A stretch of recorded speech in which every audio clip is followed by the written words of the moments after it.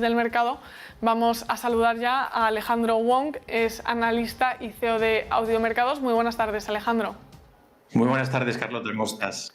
Muy bien, buenas tardes y gracias por acompañarnos. He mencionado algunas de las claves de las que querría hablar contigo ahora enseguida, pero lo primero me gustaría que nos dijeras un poco cómo estás viendo esta primera sesión de cotización de la semana. Pues sesión, yo creo que una sesión un poco de transición hasta que hemos conocido lo del Reino Unido, ¿no? Yo creo que va a ser una semana que vamos a ir de menos a más. Como bien has dicho en la intro, pues tenemos el plato fuerte con la reunión del Banco Central Europeo, datos de inflación en Estados Unidos que van a marcar un poco el ritmo de los mercados y sobre todo el interés de los inversores, pero por ahora hoy el foco estará en Londres para ver cómo sale adelante esa votación sobre votación de no confianza contra el primer ministro Boris Johnson. Veremos si sale adelante o no, pero en cualquier caso, bueno, yo creo que empieza a señalar un posible desgaste, ¿no?, del primer ministro británico a nivel político y que le puede sin duda poner en una situación complicada de cara a los próximos meses.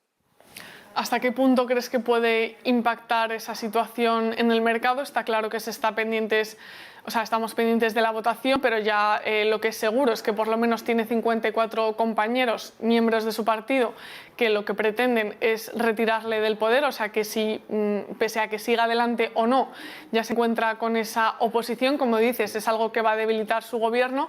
No sé qué impacto puede tener en el mercado, quizás en la libra y quizás más a medio plazo salga adelante o no esa votación.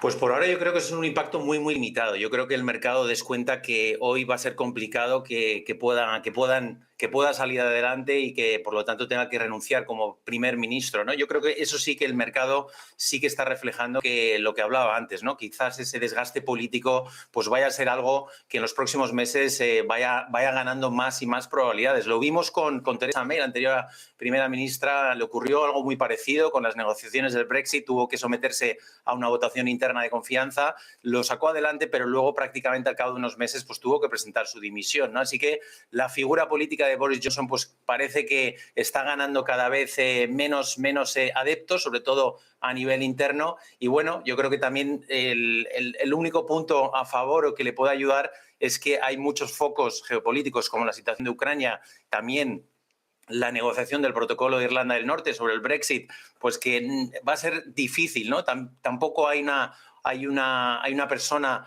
que ahora mismo sea relevante o tenga esa exposición pública lo suficiente para cubrir el gap que podría dejar la ausencia de Boris Johnson, ¿no? Así que el Partido Conservador yo creo que está medio cojo a la hora de poder encontrar un sucesor tan rápidamente. Así que, bueno, pues va a ser una situación, yo creo, que ahora mismo a corto plazo, y lo estamos viendo en la libra, pues está teniendo cero impacto, todo lo contrario, estamos en máximos de sesión y bueno, por ello creo que están prácticamente descontando que hoy no va a salir adelante, pero poco a poco, a medida que vayan pasando los meses, veremos hasta qué punto puede llegar ese desgaste, ¿no? Es una de las claves, lo seguiremos también esa votación a partir de las 6 de la tarde para ver qué es lo que ocurre. De momento, como dices, pues un impacto mínimo y de hecho pues la libra estaba avanzando respecto al euro. Por otra parte, te quería preguntar también por el mercado del crudo, porque estamos viendo en general en los últimos meses muchos movimientos en el mercado energético y ahora son más voces las que apuntan a que a que va a haber un déficit de suministro en verano. Lo dijo la Agencia Internacional de la Energía, pero con el último movimiento de Arabia Saudí en el que sube el precio del crudo, lo que se interpreta es que va a haber precisamente ese déficit de suministro. ¿Cuál es tu perspectiva a corto y medio plazo para este mercado? Porque también lo que se apunta es un déficit también para los meses de verano.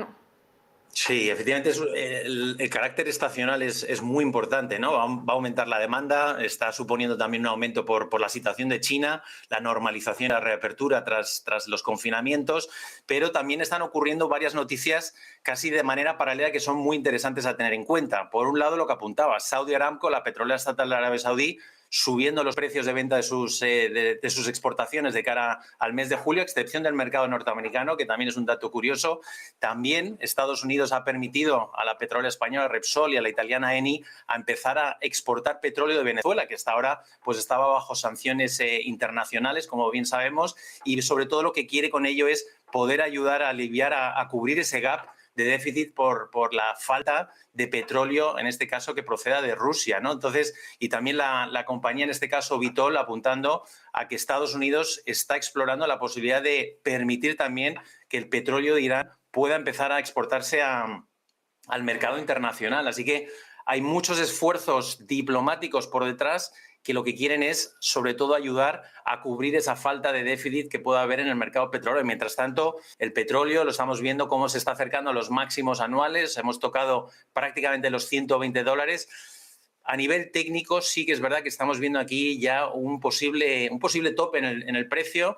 Y yo estimo que en las próximas sesiones vayamos a ver un cierto giro, un cierto pullback. Veremos cómo de importante puede ser esas caídas, pero sí que intuyo a nivel técnico, por lo que están viendo los gráficos y sobre todo por todo el panorama internacional, ¿no? Si Estados Unidos finalmente opta por abrir esa vía con Irán, que hay que recordar que tiene su petróleo sancionado por no cumplir con el acuerdo nuclear de 2015, la posibilidad también de reabrir el mercado o parte en Venezuela para que Europa pueda cubrir ese diferencial de petróleo por no poder importar petróleo desde Rusia, y también la OPEP, que la OPEP la semana pasada, pues como bien sabemos, va a aumentar su producción de petróleo a partir del mes de julio. Julio y agosto van a aumentar su producción, así que vamos a ver si todos estos esfuerzos nos van a acabar conseguir ese efecto deseado para todos. Yo creo que todos estamos deseando que bajen los precios de petróleo, porque estamos viendo en Estados Unidos, he visto hace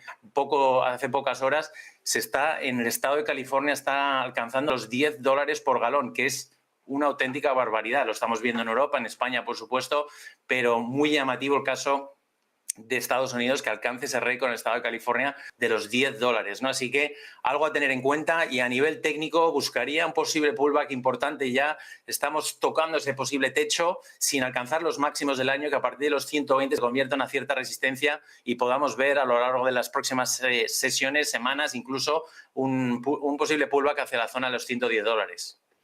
Seguiremos vigilando ese mercado, el mercado del crudo, como dices, es clave también en esa candidatura de Joe Biden, conseguir bajar los precios. En España también no hemos dejado de ver récords, lo veíamos en la pasada semana, cómo se está rozando el precio de la gasolina los 2 euros el litro, y además ya comiéndose esa bonificación de 20 céntimos cada litro. Así que también cuando te vayas conectando te seguiré preguntando seguro por este mercado. Otra de las claves es esa reunión del Banco Central Europeo que nos espera el jueves, y sobre todo lo que va trascendiendo y lo que se va conociendo de cara a esa reunión. Según Financial Times, el Banco Central Europeo podría aprobar programas de compras de bonos específicos para los países más endeudados, y en este caso menciona a Italia. Y también dice que el mercado se está fijando entre el gap que hay en la deuda a 10 años italiana y alemana, porque dice que cuanto más amplio es esa brecha, hay más riesgo financiero. No sé cómo ves ese movimiento por parte del Banco Central Europeo, si al final aprueba esos planes específicos por país, y también cómo ves el movimiento de la deuda Italia versus Alemania. Pues efectivamente, te he puesto aquí el gráfico del rendimiento del bono italiano a 10 años, y prácticamente desde el mes de abril pues no ha vuelto a mirar atrás, ¿no? Y fíjate el movimiento que está suponiendo, desde un 2% prácticamente, que hemos rozado el 3,5%. Hoy hemos visto un cierto pullback gracias a esa noticia precisamente del Financial Times, y lo que viene a poner de relieve es una realidad, ¿no? Es una realidad que el Banco Central Europeo tiene que manejar, y maneja, lógicamente, 19 economías, ¿no? Me parece que son las que componen la zona, las que tienen el euro como moneda, pues con realidades totalmente diferentes, ¿no? Y entonces, mientras hemos vivido bajo este programa de compra de bonos, ¿no? Esta barra libre, ¿no? De compra de bonos de liquidez y con tipos cero, pues lógicamente no se pone en relieve la realidad o la realidad estructural de cada país, ¿no? Y lo estamos viendo cómo prácticamente ya desde que Estados Unidos, la Fed, empezó a señalar esas subidas de tipos, ahora ya mucho más exagerado con el inicio aquí por parte del Banco Central Europeo, y ante la expectativa de que veamos subidas de tipos, pues lógicamente los países periféricos pues están viendo afectados. El caso italiano para mí es el más llamativo, solamente por este movimiento, y la prima de riesgo, si comparamos lo que es la prima de riesgo del diferencial del bono italiano con el alemán, pues estamos volviendo a niveles ya del 2020, en pleno crisis de pandemia, estamos viendo esa diferencial, y eso es precisamente lo que el Banco Central Europeo tiene que lidiar. y por eso les ha filtrado esa noticia por parte de Financial Times. Me imagino que Mario Draghi pues, habrá tenido contacto directo con Christine Lagarde para informar que hay que poner un cierto orden a esta situación. Ya se hizo en el pasado, sobre todo con Grecia, y establecer un programa específico, lo suficientemente flexible para poder intervenir o poder comprar bonos. En este caso, pues serían de los países periféricos, Italia, España, Grecia, pues serían los más perjudicados y los que estamos viendo ahora mismo que quizás se está exagerando aún más ese diferencial, ¿no? Con el bono alemán, ¿no? Con la prima de riesgo disparada. Así que va a ser también uno de los titulares que sin duda esta semana, además de lo que vaya a anunciar sobre el ritmo de subidas de tipos y bueno, ya prácticamente descontado que se va a producir de cara a la reunión del mes de julio, pues vamos a ver si quiere y calma al mercado de bonos de los países periféricos, ¿no? Porque estamos entrando en zonas muy complicadas. Lógicamente, esto supone que para un gobierno italiano poder financiarse,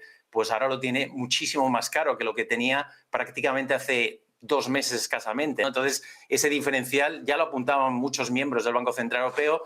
Cada vez que hacen una intervención siempre hablan diciendo que hay que evitar la fragmentación financiera en la zona euro, ¿no? Porque sería impensable que Italia tenga que hacer frente a estos costes mientras otros países pues, no tengan ese mismo problema. Entonces, ahí es donde el Banco Central Europeo va a tener que demostrar esa cintura y poner encima de la mesa esa cierta flexibilidad. Y bueno, pues veremos si finalmente lo anuncia. Imagino que lo tendrán muy hablado desde Italia con el Banco Central Europeo y va a ser unas medidas clave, sobre todo para poder evitar entrar en una situación de mucha tensión, en este caso para los países periféricos, en las que el cual está incluido, por supuesto, España, pero ahora mismo el caso más llamativo, sin duda, está siendo el caso de Italia.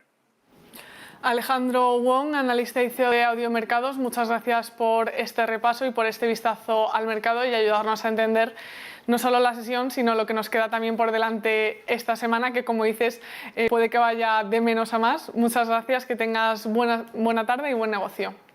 Muchas gracias a vosotros.